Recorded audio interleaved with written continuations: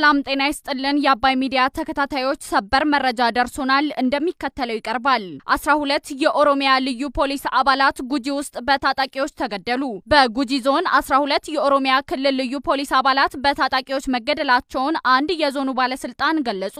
የጉጂ ዞን ምክትል አስተዳዳሪ አቶ ማሊቻ ዲቃ እንደተናገሩት በግጭቱ በሰው ህይወትና በንብረት ላይ ጉዳት እየደረሰ መሆኑን ተናግረዋል። በታጣቂዎቹና በክልሉ ልዩ ኃይል አባላት መካከል ከሁለት ሳምንት በፊት በነበረ ግጭት ነው 12ቱ የኦሮሚያ ልዩ ፖሊስ አባላት በታጣቂዎቹ መገደላቸውን የተናገሩት። በደቡብ ኦሮሚያ ጉጂ ዞን በመንግስት የጸጥታ ኃይሎችና በቀድሞ የኦሮሞ ነጻነት ግንባር ኦነግ አባል የነበሩና በአሁኑ ወቅት በጫካ ውስጥ እየተንቀሳቀሱ ባሉ ታጣቂዎች መካከል ግጭት እየተካሄደ መሆኑን ምንጮች ለቢቢሲ አረጋግጠዋል። በጉሚ አልደሎ ወረዳ ግጭት ተከስቶ 12 የኦሮሚያ የልዩ ኃይል የፖሊስ አባላትም ተገድለዋል። የሞቱት ቁጥራቸው ስንት እንደሆኑ ባናውቅም ከታጣቂዎቹም የተገደሉ አሉ ሲሉ አቶ ማሊቻ ዲቃ ጉዳቱ በሁለቱም በኩል መሆኑን አመልክተዋል። ራሳቸውን የኦሮሞ ነጻነት ሰራዊት ብለው የሚጠሩት ታጣቂዎች በምዕራብ ኦሮሚያ ባሉ ዞኖችና በደቡብ ኦሮሚያ ጉጂ ዞን ውስጥ እንደሚንቀሳቀሱና መንግስትም ታጣቂ ቡድኖቹን ለመቆጣጠር እርምጃ ሲወስድ መቆየቱ ይታወቃል። ታጣቂው ቡድን በሰላማዊው የፖለቲካ መድረክ ላይ ለመሳተፍ ከተስማማው የኦሮሞ ነጻነት ግንባር አመራር ጋር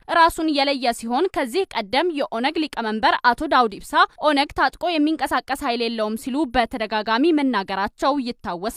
በጉጂ ዞን ታጥቆ የሚንቀሳቀሰው ኃይል በአካባቢው ነዋሪዎች የዕለት ተዕለት ኑሮ ላይ ከፍተኛ አሉታዊ ጫና እያሳደረ እንደሚገኝ አቶ ማሊቻ ለቢቢሲ ተናግረዋል። የአካባቢው ነዋሪዎች የዕለት ከዕለት ህይወታቸውን መቀጠል አልቻሉም። ገበሬው ማረስ አልቻለም። አርብቶ አደሩም ከብቱን ማርባት አልቻለም። የመንግስት ደጋፊ ናችሁ እየተባሉ ታፍነው የተወሰዱ ሰዎችም አሉ። በስልክ ማስፈራሪያ የደረሳቸውም አሉ ይላሉ። የአካባቢውን ሰላም ለማስከበር በዞኑ የሀገር መከላከያ ሰራዊት የኦሮሚያ ልዩ ኃይልና መደበኛ ፖሊሶች ተሰማርተው ይገኛሉ። በተለይ በዞኑ በሚገኙት ሰባበሩ በጎሮዶላና ሻኪሶ ወረዳ ግጭቶች እንደቀጠሉ የሚናገሩት ምክትል አስተዳዳሪው በሁለቱም በኩል ሰው ይሞታል፣ በታጣቂዎች በኩል ምን ያክል ሰው እንደሞተ ግን የምናውቀው ነገር የለም ብለዋል። ከዚህ ቀደም የሀገር ሽማግሌዎችና አባገዳዎችም ታጣቂዎቹን ነፍጥ ጥለው ሰላማዊ እንቅስቃሴ እንዲያደርጉ ጠይቀዋቸው እንደነበር የሚያስታውሱት አቶ ማሊቻ ከዚህ በፊት እጃቸውን የሰጧሉ፣ አሁን ግን በመነጋገር የሚመለሱበት ደረጃ ላይ አይደሉም ይላሉ።